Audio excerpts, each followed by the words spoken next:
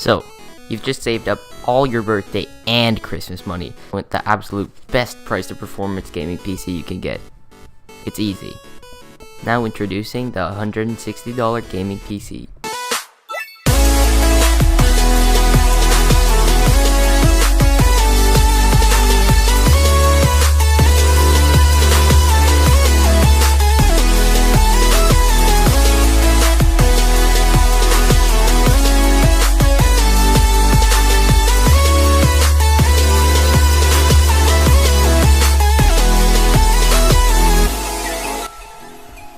Let's break down the parts. This build uses an ASRock Extreme 3 Gen 3 as the motherboard, which is contained in this beautiful Antec 900 case. Now, these are expensive parts. The case goes for a good $100 on eBay, and the motherboard also goes for around $100. How much did I pay for them? I just got $30. Went to this guy, he's like, yeah, sure. Well, the processor I got wasn't an insane deal. It's still really good value for only $30. I got the i5 2500K. Well, I did all of my benchmarks at stock speeds. I was able to get a 4 or 4.2 gigahertz overclock stable on the stock cooler. Along with this, I got a single 8GB stick of ballistic sports RAM, which I could have improved on, but because it was only $25, I went with it. And finally, the real kicker. I got an MSI Armor RX 570 for $110.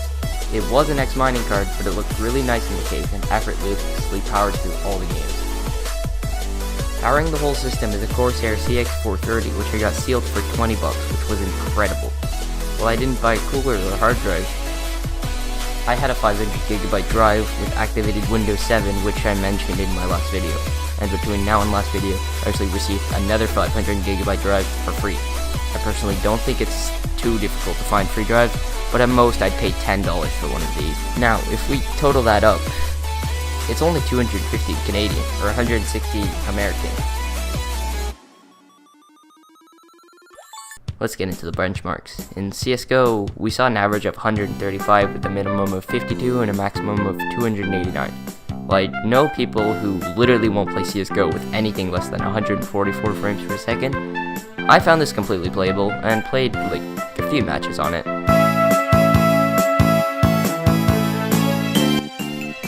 Next, in Cinebench, we saw a score of 342 for the CPU test. Keep in mind, this is at the stock clock, not at 4.2 GHz, and 68.41 on the GPU test.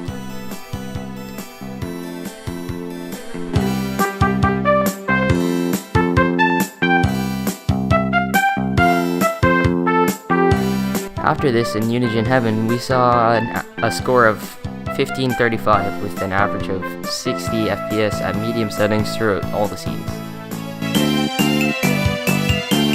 Now for a more popular game, PUBG.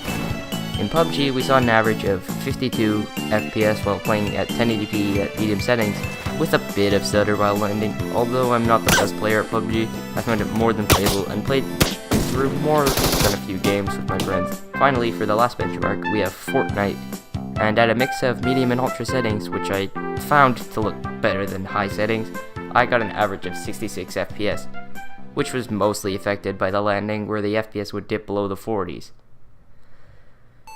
So, for my final thoughts, I definitely think this PC was worth it. If you can go out and find the same parts for the same price, I'd definitely say go out and do it.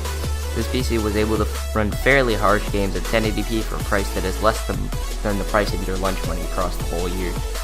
The thing that made the computer most worth it though? The $600 I got for selling it.